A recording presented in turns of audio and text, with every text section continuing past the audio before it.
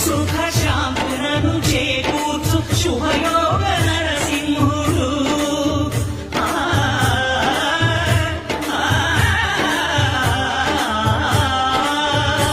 సుఖ శాంతులను చేకూర్చు శుభయోగ నరసింహుడు. నమో నమః నమో నమః.